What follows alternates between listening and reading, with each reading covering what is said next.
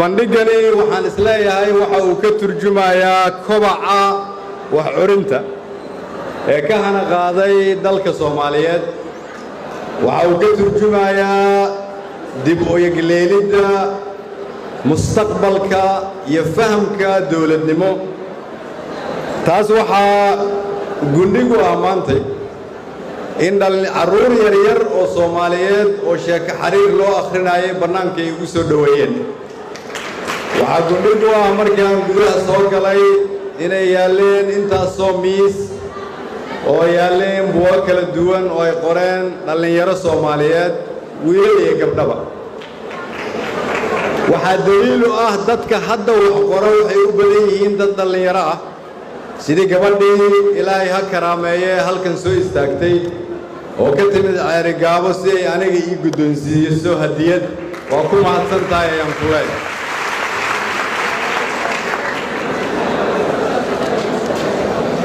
haddii qof Soomaaliyeed uu ka walwalsan yahay Soomaalinimadu inay xoog leedahay, gabadhii halkan iyo hadiyaddii ay siisay ayaa tusaale idinkugu filan.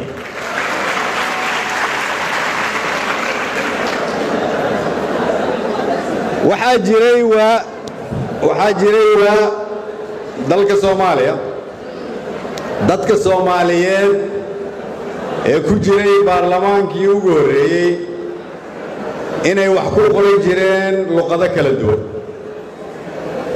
qaar waxay wax ku qori jireen af Soomaali, qaarna af Carabi, qaar waxay wax ku qori jireen af Ingiriis, qaarna Carabi, qaarna Talyaani. waxaa jiray turjumaano u kala turjuma dad Soomaaliyeed oo wax isu qori jiray.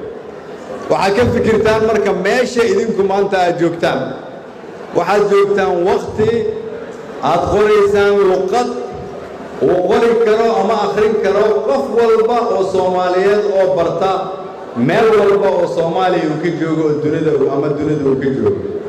waa nimco Ilaahayna siiyey oo aan rabno inaan adkayno, oo aan rabno inaan sii xoojinno, oo aan rabno inaan sii dardargelino. waxaa muhiima marka inaan ka fikirno waqtigii iyagoo ay wax qoreen iyo ku dhowaad 30 sano oo ay maskaxdeennu dansaneed, ku dhowaad 30 sano oo qalinka iyo buugaagtu ay juuqda gabeen, ku dhowaad 30 sano oo qalinka iyo buugaagta inta meel la dhigay qoryo lagu beddelay. taariikhdii naga luntay iyo tii waqtigaas la bilaabay iyo tan 4 sano hadda oo sanadkan ugu dambeeyay idinku aad keenteen, sidee baan isku xirnaa? cidda la rabo inay ka shaqayso idinka weeyaan arrinkaas.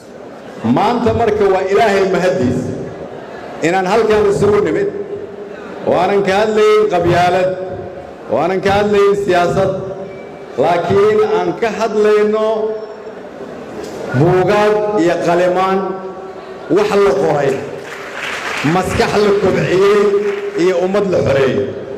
marka ugu dambaysa waddanku wax ka waxbarasho badan yahay, wuu ka horumarsan yahay. waddanka uu dadkiisu ka akhris badan yihiin waa ka fursad badan yahay si uu hore u maro. maanta marka waxa halkan aad ku haysaan waa dawladnimada dhabta waa dhisidda mustaqbalka ummadda Soomaaliyeed ee dhabta waxaa kaloo la socdaa in buug farkan aad ka hirgeliseen magaalooyin kale oo Soomaaliyeed oo laga hirgeliyey in la isugu yimaado sidaan oo kale, ama Garowe ha ahaato, ama Hargeysa ha ahaato, ama meelo kale ha ahaato.